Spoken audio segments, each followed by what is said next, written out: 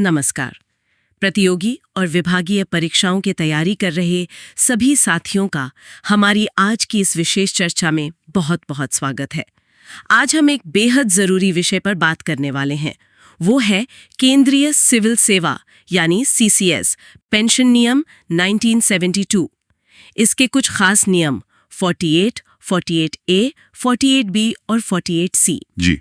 ये सब रिटायरमेंट से जुड़े हैं और अक्सर परीक्षाओं में इनसे सवाल आते ही हैं, तो इन्हें ठीक से समझना बहुत जरूरी हो जाता है। बिल्कुल सही कहा, और हमारी कोशिश यही रहेगी कि इनके जो मुख्य प्रावधान हैं, नियम संख्या उप नियम संख्या के साथ उन्हें आसान भाषा में समझाएं, ताकि परीक्षा की तैयारी में सीधी मदद मिले। हाँ, तो फिर देर किस बात की, चलिए शुरू करते हैं नियम 48 से।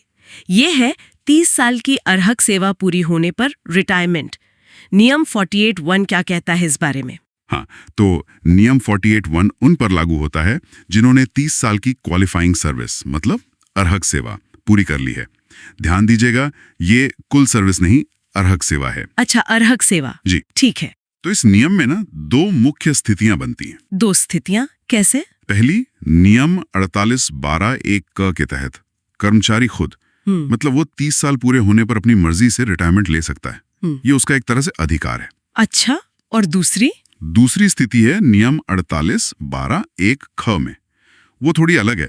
इसमें जो नियुक्ति प्राधिकारी हैं, अपॉइंटिंग अथॉरिटी, वो कर्मचारी को जनहित में यानी पब्लिक इंटरेस्ट में रिटायर होने को कह सकते हैं। ओ, मतलब यहाँ फैसला सरकार का होगा। जी हाँ, यहाँ फैसला प्राधिकारी का होता है, जनहित को देखते हुए। लेकिन पेंशन का क्या? दोनों सूरतों में पेंशन मिलेगी? हाँ, ये बहुत महत्वपूर्ण सवाल है। चाहे वो खुद रिटायर हो नियम 48(12)(1) क, या उसे जनहित में रिटायर किया जाए नियम 48(12)(1) ख, दोनों ही मामलों में वो रिटायरिंग पेंशन का पूरा हकदार होगा। पेंशन मिलेगी। ठीक है, ये स्पष्ट हुआ। और रिटायरमेंट से पहले नोटिस वगैरह देना होता है, कोई समय सीमा? हाँ, तो परंतु ये कहता है कि अगर कर्मचारी खुद रिटायर होना चाहता है तो उसे कम से कम 3 महीने पहले, अपनी रिटायरमेंट की तारीख से 3 महीने पहले लिखित नोटिस देना होगा नियुक्ति प्राधिकारी को। 3 महीने पहले, ठीक है। और अगर अथॉरिटी रिटायर करना चाहे तो? परंतु बी के अनुसार अगर नियुक्ति प्राधिकारी जनहित में रिटायर करना चाहता है तो उन्हें भी कर्मचारी को कम से कम 3 महीने पहले लिखित नोटिस देना होगा। अच्छा। हाँ, पर इसमें एक विकल्प और है। अगर सरकार चाहे तो नोटिस के बदले कर्मचारी को 3 महीने का वेतन और जो भी भत्ते हैं वो देकर भी रिटायर कर सकती है। अच्छा, मतलब नोटिस 2 या 3 महीने की सैलरी और अलाउंस। ठीक है। क्या ऐसा भी हो सकता है कि किसी ने रिटायरमेंट का नोटिस दे दिया पर उसे रिटायर न होने दिया जाए? कोई खास स्थिति? हाँ, है, एक स्थिति है। नियम 48(1) का दूसरा परंतु इसी बारे में है। मान लीजिए किसी कर्मचारी ने खुद रिटायरमेंट का नोटिस दिया, नियम 48(1) का वाला जी, लेकिन नोटिस देने के बाद वो सस्पेंड हो जाता है, निलंबन में आ जाता है।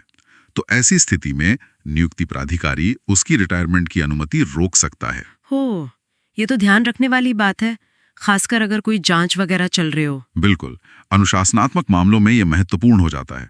अच्छा, नियम 48(1) में विदेश में पोस्टेड कर्मचारियों के लिए भी कुछ है शायद?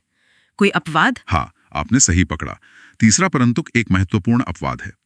वो ये कहता है कि कर्मचारी का खुद नोटिस देकर रिटायर होने का जो अधिकार है, खंड ख वाला, वो कुछ खास तरह के विदेश में तैनात कर्मचारियों पर लागू नहीं होगा। जैसे कि किन पर लागू नहीं होगा? मुख्यतः इसमें वैज्ञानिक या तकनीकी विशेषज्ञ आते हैं। 3 श्रेणियां बताई हैं। पहला, जो आईटेक प्रोग्राम या ऐसे ही किसी सहायता कार्यक्रम के तहत विदेश में है। दूसरा, जो मंत्रालयों के विदेश स्थित दफ्तरों में पोस्टेड हैं। और तीसरा, जो किसी विदेशी सरकार के साथ किसी कॉन्ट्रैक्ट असाइनमेंट पर हैं। मतलब ये लोग फॉरेन नोटिस देकर रिटायर नहीं हो सकते? नहीं, जब तक उन्हें वापस भारत ट्रांसफर नहीं किया जाता और भारत आकर वो अपना चार्ज लेने के बाद कम से कम 1 साल की सेवा पूरी नहीं कर लेते, तब तक वो खुद से 3 महीने का नोटिस देकर रिटायर नहीं हो सकते। समझ गई। 1 साल भारत में सेवा करने के बाद ही ये मुमकिन है। अच्छा, अब मान लीजिए कोई कर्मचारी भारत में ही है और वो 3 महीने से कम का नोटिस देना चाहता है, क्या ये संभव है? हाँ, इसकी गुंजाइश है। नियम 48(1)(a) इसी के लिए है। वो कारणों के साथ रिक्वेस्ट कर सकता है, लिखित में देना होगा कि मुझे कम समय का नोटिस देने दे। और क्या अथॉरिटीज ही मान सकती है रिक्वेस्ट? हाँ, नियम 48(a) के ख कहता है कि अथॉरिटी विचार करेगी। अगर उन्हें लगता है कि कोई प्रशासनिक दिक्कत नहीं होगी तो वो छूट दे सकते हैं। पर एक शर्त है इसमें। शर्त? कैसी शर्त? शर्त ये है कि अगर नोटिस पीरियड कम करने की छूट मिलती है तो कर्मचारी को ये अंडरटेकिंग देनी होगी कि वो जो मूल 3 महीने की नोटिस अवधि थी ना, हाँ, उसके खत्म होने से पहले अपनी पेंशन के कॉम्यूटेशन मतलब रूपांतरण के लिए अप्लाई नहीं करेगा। अच्छा, ये तकनीकी बात है पर जरूरी है। ठीक है, एक बार नोटिस दे दिया फिर मन बदल गया तो क्या नोटिस वापस लिया जा सकता है? नियम 48(2, हाँ, नियम 48(2) नोटिस वापस लेने की बात करता है, लेकिन ये आसान नहीं है। कर्मचारी अनुरोध तो कर सकता है, पर सिर्फ नियुक्ति प्राधिकारी की विशिष्ट स्वीकृति से ही वापस हो सकता है। और कब तक अनुरोध कर सकते हैं? जो रिटायरमेंट की तारीख नोटिस में लिखी थी उससे पहले ही करना होगा। मतलब आखिरी समय पर फैसला बदलना मुश्किल है और वो भी अफसर की मंजूरी पर निर्भर करेगा। और नियम 48(3) में नियुक्ति प्राधिकारी को परिभाषित किया गया है, बस यही ना? जी हाँ, वो बस ये स्पष्ट करता है कि इस नियम के लिए नियुक्ति प्राधिकारी कौन है, वही जो उस पद पर नियुक्ति करने में सक्षम है। ठीक है, तो ये था नियम 48। काफी सारी बातें हैं इसमें ध्यान रखने वाली। परीक्षा के लिहाज से तो ये बहुत ही महत्वपूर्ण लगता है। बिल्कुल, नियम 48 बहुत महत्वपूर्ण है। 30 साल की सेवा, 3 महीने का नोटिस, जनहित वाला मामला, सस्पेंशन का असर, विदेश पोस्टिंग वाला अपवाद, नोटिस पीरियड में छूट और वो कम्यूटेशन वाली शर्त, नोटिस वापसी, ये सब बिंदु परीक्षाओं में पूछे जा सकते हैं, ऑब्जेक्टिव में भी, डिस्क्रिप्टिव में भी। सही है। चलिए अब आगे बढ़ते हैं नियम 48(a) पर। ये भी रिटायरमेंट से ही जुड़ा है, पर इसे स्वैच्छिक सेवानिवृत्ति यानी वॉलंटरी रिटायरमेंट कहते हैं, है ना? एकदम सही। ये उन कर्मचारियों के लिए है जो 30 साल से पहले लेकिन 20 साल की आरग सेवा पूरी करने के बाद खुद अपनी मर्जी से रिटायर होना चाहते हैं। तो ये कब लागू होता है? नियम 48(1) कहता है कि कोई भी सरकारी कर्मचारी जिसने 20 साल की क्वालिफाइंग सर्विस पूरी कर ली है, वो नियुक्ति प्राधिकारी को कम से कम 3 महीने का, यहाँ भी 3 महीने का, लिखित नोटिस देकर रिटायर हो सकता है। इसमें भी विदेश वाली रोक है क्या, जैसे नियम 48 में थी? हाँ जी, बिल्कुल है। नियम 48(a)(1) का परंतुक एकदम वैसा ही है जैसा नियम 48(1) का तीसरा परंतुक था। मतलब आईटेक वाले, विदेश के दफ्तरों वाले या विदेशी सरकार के साथ कॉन्ट्रैक्ट वाले कर्मचारी जब तक भारत लौटकर 1 साल सेवा ना कर लें तब तक वीआरएस नहीं ले सकते। ठीक है, सही, प्रक्रिया वही है। अच्छा, जब कर्मचारी नियम 48(a) के तहत ये 3 महीने का नोटिस देता है तो क्या विभाग की मंजूरी मतलब स्वीकृति जरूरी है या नोटिस देना ही काफी है? नियम 48(2) क्या कहता है? नियम 48(2) कहता है कि हाँ, नोटिस को नियुक्ति प्राधिकारी की स्वीकृति चाहिए, लेकिन यहाँ एक बहुत ही महत्वपूर्ण परंतुक है। यही इस नियम की जान है एक तरह से। अच्छा, वो क्या है?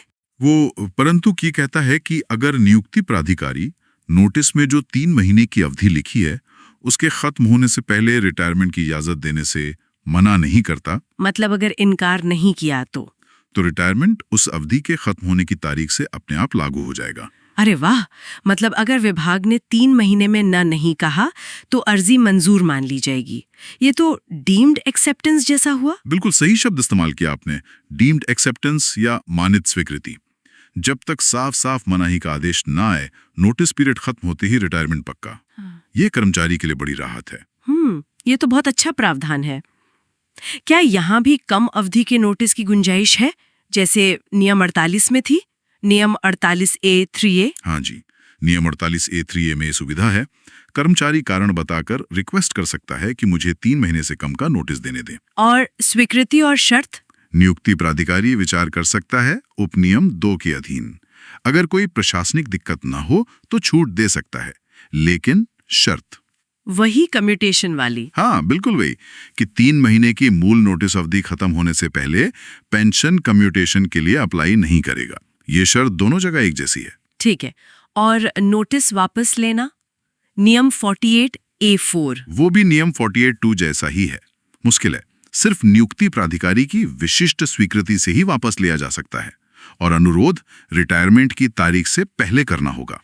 क्या कोई ऐसी स्थिति है जब 20 साल सेवा के बाद भी कोई नियम 48(a) के तहत वीआरएस नहीं ले सकता? नियम 48(a)(6) में कुछ है शायद? हाँ, नियम 48(a)(6) में 2 स्थितियां बताई हैं। पहला, अगर कर्मचारी नियम 29 के तहत अमानता पेंशन यानी इनवैलिड पेंशन पर रिटायर हो रहा है, मतलब स्वास्थ्य कारणों से। दूसरा, अगर कोई कर्मचारी वीआरएस इसलिए ले रहा है ताकि वो डेप्यूटेशन पर जिस ऑटोनॉमस बॉडी या पीएसयू में है उसमें परमानेंटली एब्जॉर्ब हो सके, इन दो मामलों में नियम 48A लागू नहीं होता। समझ गई। और नियुक्ति प्राधिकारी की परिभाषा यहाँ भी वही है, नियम 48 वाली। जी हाँ, अंत में जो स्पष्टीकरण है वो यही कहता है। बेहतरीन। नियम 48A तो वाकई बहुत महत्वपूर्ण है क्योंकि ये कर्मचारियों को एक विकल्प देता है।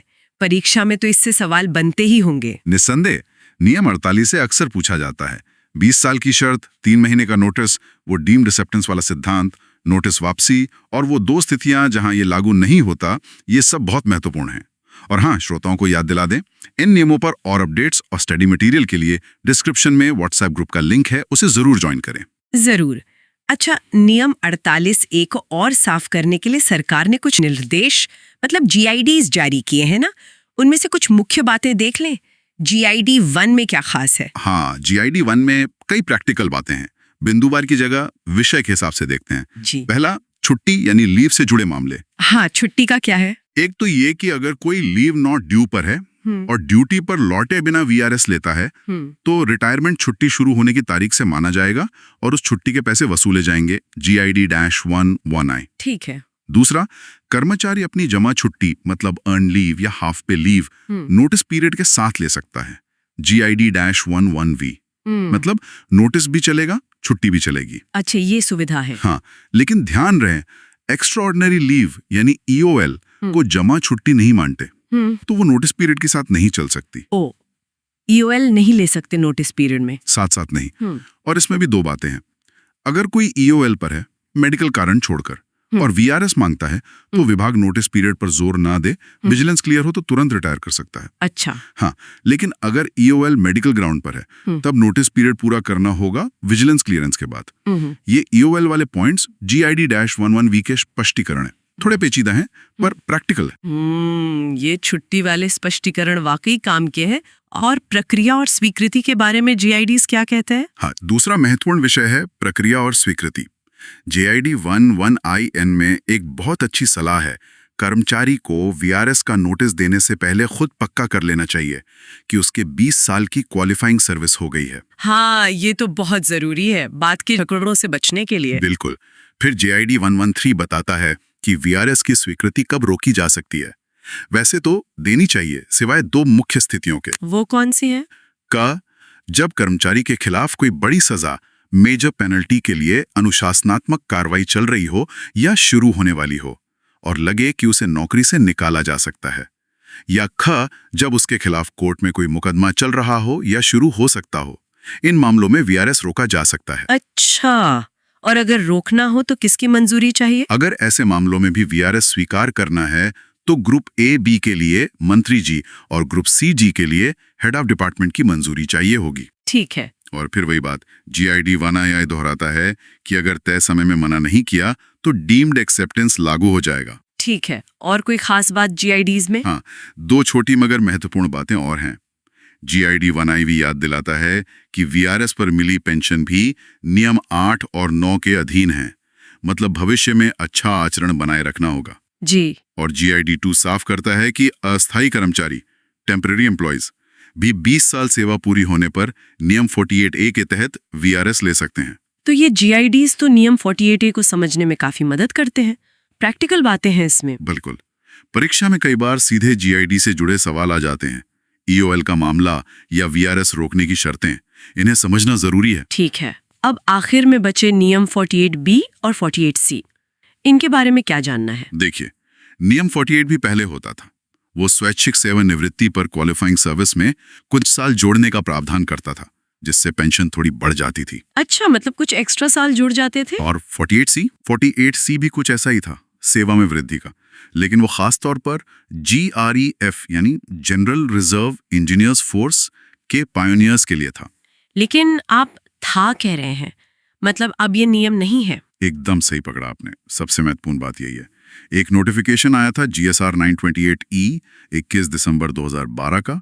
उसके जरिए नियम 48B और नियम 48C दोनों को ही ओमिटेड कर दिया गया है, मतलब हटा दिया गया है, विलोपित।